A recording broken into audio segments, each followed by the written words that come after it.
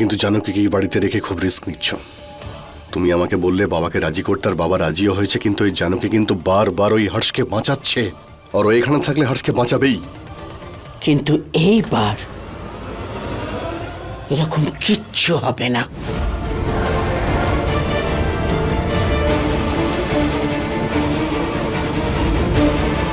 জানকী,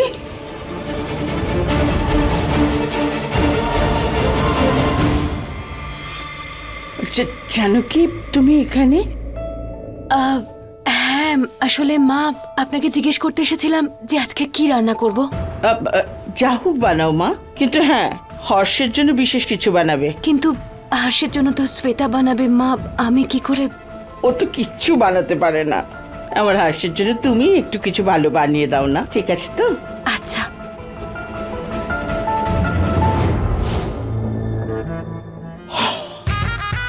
হ্যাঁ, তুমি জিজ্ঞেস করছিলে না যে এটা কি করে হবে? মকর সংক্রান্তির দিনটা মনে আছে তো, যেদিন হর্ষকে কেউ একটা ধাক্কা দিয়েছিল, কিন্তু দোষটা জানকীর উপর পড়ে। ঠিক ওই রকম সাপও মরবে আর লাঠিও ভাঙবে না।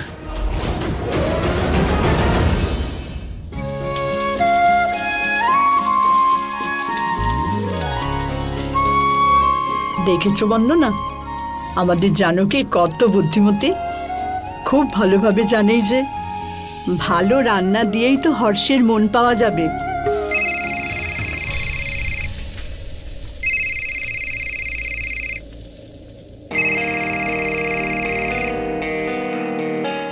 হ্যালো রঙ্গিলি, আমি তোমাকেই ফোন করতে চাচ্ছিলাম। জানকী চলে এসেছে। আমার মনে হয় ঈশ্বরের কৃপায় সব ঠিক হয়ে যাবে। এত সহজ নয় বন্দনা, যতটা তুমি মনে করছো। তুমি তো শাস্ত্রী পরিবারকে খুব ভালো মতনই চেনো। ওরা কোনো কারণ ছাড়া জানকীকে ও বাড়িতে থাকতে দেবে না। হ্যাঁ তুমি ঠিক বলছো, কিন্তু যেভাবে হর্ষ জানকীকে কেয়ার করছে সেটা দেখে মনে হচ্ছে যে সবকিছু ঠিক হয়ে যাবে। যারা হর্ষের দুবার অ্যাক্সিডেন্ট করিয়েছে তারা কিন্তু এত সহজে হার মানবে না। সেই জন্যই বলছি আমি, এই কদিন তোমাদের একটু বেশি সতর্ক থাকতে হবে। তুমি একদম ঠিক বলেছো রঙ্গিলি। আমি আর জানকী একই কথা বলছিলাম। হর্ষের পেছনে কে পড়ে রয়েছে? এখানে তো সবাই ওকে কেয়ার করে। আমার কাছে লাঞ্চ পর্যন্তই সময় আছে।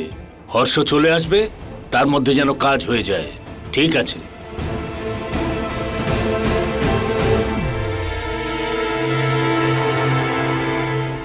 রঙ্গেলি, আমাদের প্রত্যেকটা সময় প্রত্যেকটা মুহূর্তে সবার দিকে নজর রাখতে হবে। এই বাড়িতে অনেক রহস্য রয়েছে। আমি সবার দিকে নজর রাখছি, আর যদি কিছু হয় তাহলে ফোন করছি। ঠিক আছে বন্দনা। বৌদি, আপনি সকাল থেকে কাজ করছেন, হাঁপিয়ে গেছেন হয়তো, দিন আপনাকে হেল্প করছি। আরে না না, আমি একটুও ক্লান্ত হইনি। এমনিতেও হর্ষের জন্য রান্না করতে আমার একটুও কষ্ট হয় না, আমি করে নেব।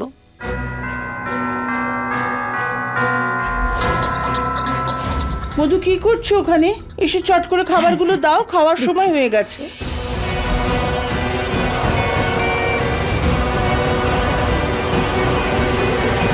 জানকী, হ্যাঁ মা তোমার ফোন বাজছিল, গিয়ে একবার দেখে নাও কার ফোন। হতে পারে কোনো জরুরি ফোন। হ্যাঁ হতে পারে, বাবা হয়তো ফোন করেছে মা।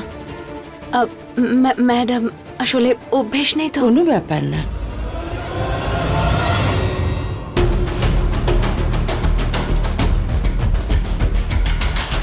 যতক্ষণে তুমি ফিরবে না, তুমি ঠিক থাকবে না তোমার হর্ষ। একদিক দিয়ে হর্ষের প্রাণ যাবে, আর অন্য দিক দিয়ে খুনের দায় পড়বে তোমার ঘাড়ে। জানো কি, আজ এই সবিতার একটা চালে না এই বাড়ির সাবিত্রী বাঁচবে, না তার সত্যবান। শেখর, আমি না আমার নতুন কোম্পানিতে জানকীকে একটা ভালো পজিশনে অ্যাড করার কথা ভাবছি। ভালো হবে? হাসদা, শোনো না, ওনাকে কোম্পানিতে অ্যাপয়েন্ট করার থেকে ভালো হবে এখানে বাড়িতেই কোনো জব দিয়ে দিলে কেমন হয়? না ভাই, এখানে শ্বেতা ওকে দেখে বারবার ইনসিকিউর হয়ে যায়, কোনো মানেই হয় না। এর থেকে বাইরে কিছু ব্যবস্থা করলেই ভালো। এই কি করছিস? বাই।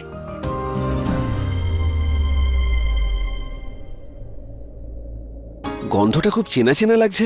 কোত্থেকে আসছে? রান্নাঘর থেকে।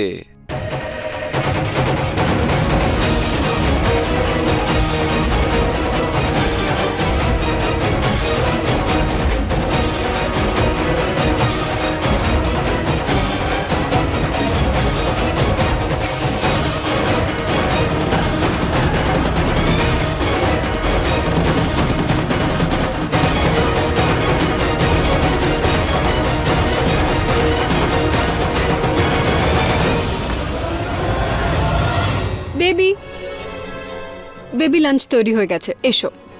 হ্যাঁ,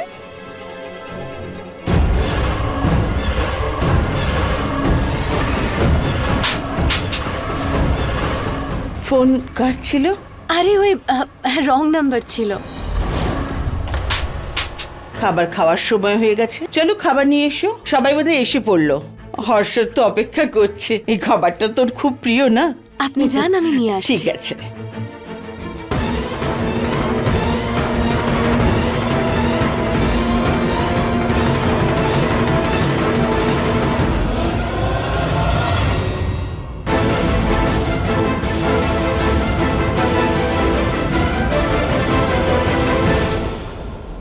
আরে দারুণ, এ তো দারুণ রান্না হয়েছে। আমি গন্ধ শুকেই বুঝতে পারছিলাম যে কিছু একটা হয়েছে। আপনি বানিয়েছেন? বৌদি, আমাকেও।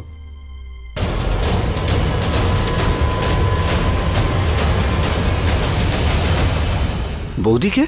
ওই আমি বুঝতে পারিনি কি বলে ডাকবো, তাই বৌদি বলে দিয়েছি। কোনো অসুবিধে নেই বাবা। আমিই বলেছিলাম নয় দিদি বল নয় বৌদি, সেই জন্যই ও। কিন্তু আমাকে তুমি শ্বেতাই বলো। বসো শ্বেতা। বেবি, কেমন হয়েছে রান্না? হ্যাঁ, ইটস ইন্টারেস্টিং। কি ভালো গন্ধ বেরোচ্ছে, বাহ।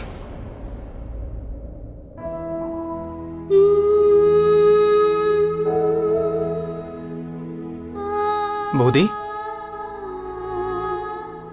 বৌদি, হ্যাঁ হ্যাঁ, শেখর তুমি এখানে কি করছো? তুমি কেমন আছো বৌদি? দেখে কেমন মনে হচ্ছে? খুব ভালো আছি। আর তুমি বারবার আমাকে এই কথা জিজ্ঞেস করো না তো। আমি একদম ঠিক আছি, আমার জন্য চিন্তা করতে হবে না। বৌদি, আমি না তোমার জন্য কিছু নিয়ে এসেছি, তোমার খুব পছন্দের। Let me guess, cherry berry. সেটাও নিয়ে আসবো, তবে এখন যেটা নিয়ে এসেছি সেটা তো দেখো। Give me hand. হাত দাও, হাত দাও, হাত দাও।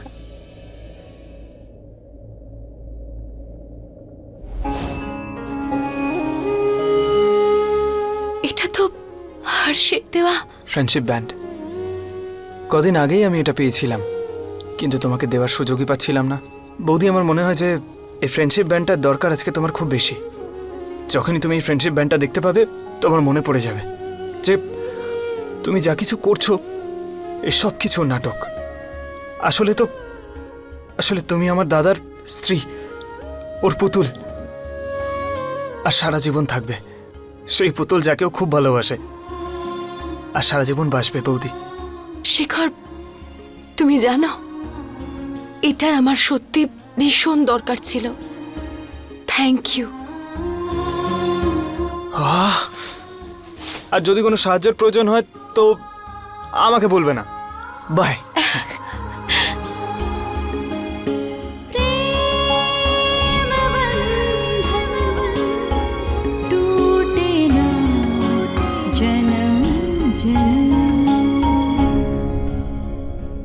বাকি সবাই এই খাবারটা খাচ্ছে না কেন? কেননা লিট্টি চোখাটা শুধু হর্ষের জন্য বানানো হয়েছে। জানকীর সব দিকে খেয়াল আছে। আচ্ছা, তোমরা এটা কিভাবে বলছো? এমন করে বলছো তোমরা যেন আগে থেকেই জানো। না না বাবা, এরকম কোনো কথা নয়। ও তোকে নিজের কিডনি দিয়েছিল না, ওইটা দেখেই মনে হয়েছে যে ওর অন্তরে কত দয়া মমতা আছে। তা তো ঠিক, কিন্তু তোমরা কোথায় দেখেছিলে ওকে? হর্ষ, আগে খেয়ে নাও, পরে তোমাকে সব বলা হবে। অল রাইট মা। Yeah baby.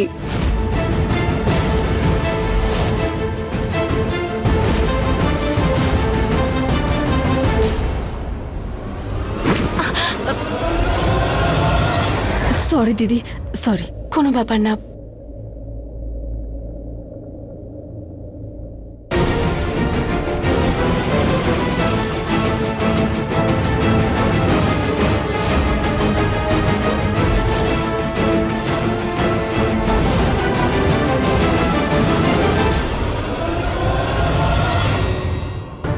এটা, হে ভগবান, পয়জনের বোতল কিচেনে? এখানে কি করছে এটা? এমন নয় তো এটা খাবারে মেশানো হয়েছে? কিন্তু কি করে জানতে পারবো? হে ভগবান, এবার কি করব? কি করব আমি এবার?